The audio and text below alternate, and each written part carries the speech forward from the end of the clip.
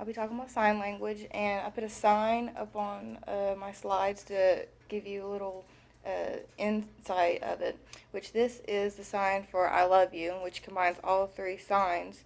And the pinky is I, and then you see the L, and then which goes for, love you, because this is the sign for you. So it goes for I love you. Okay. Sign language is used for deaf people, hard of hearing, or a person who has a disability or cannot speak any type of language at all.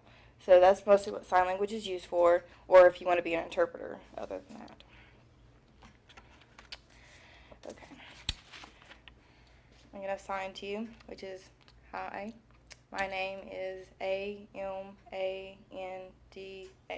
which is Amanda. How does it make you feel when I sign to you? Does it confuse you, maybe strike your curiosity, or even make you feel uncomfortable? If it does, it's okay, because when you see somebody sign for the first time, it can make you feel all sorts of different ways because you've never seen it before, something very new, so it's okay to feel different, which if any foreign language, it will make you feel uncomfortable or weird. It is okay. Who invented sign language? Everybody has invented any type of language before, but sign language was invented maybe around 1817. But today, in 2020, there's about 300 different types of sign language. That's a lot during today's time. But Laura Clerk and Thomas Hopkins Gallaudet are the ones who invented sign language in 1817. They're also the ones who invented the very first school for the deaf people. Was the number one school then, and also is still the number one deaf school in America today. It is named after Thomas Hopkins Gallaudet, which is number one deaf school in America. Some interesting facts about sign language. Well, first, that's then of Gallaudet University and the now of it. I got pictures for it, just to show you what it would look like. Have you ever heard of the huddle? Well, of course you have. It's used in literally every sport known to man now.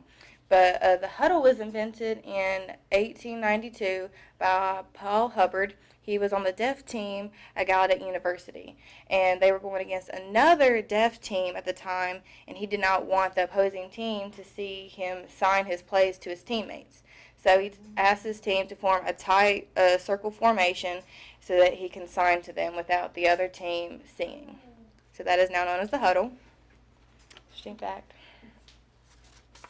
And that is a direct quote from Gallaudet University website.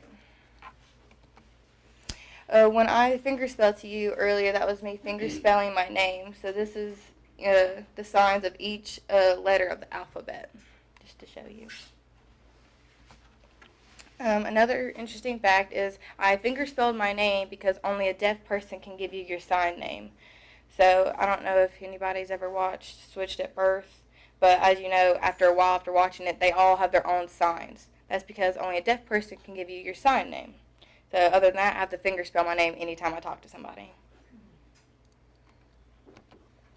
So in conclusion, sign language is more than just a language. It is a gateway into another community. You get to meet all different sorts of people and communicate with them. And a lot of deaf people don't only just sign. They learn how to speak. They take classes for it. So it's not as difficult as you would think. And deaf people and hard of hearing, if they want to, can take a class and learn how to lip read. So you can just talk to them very normally. They don't like it when you overdo it. So they don't like that. They actually kind of consider it a little bit of insulting and offensive. But you can just talk to them normally. They can be very friendly and spicy. I've heard that deaf people are very spicy. I keep hearing, I've never met anyone yet, but I'm very excited to. But it's a gateway to that community. And I hope you've learned some things when I signed to you a little bit. And deaf does not mean different.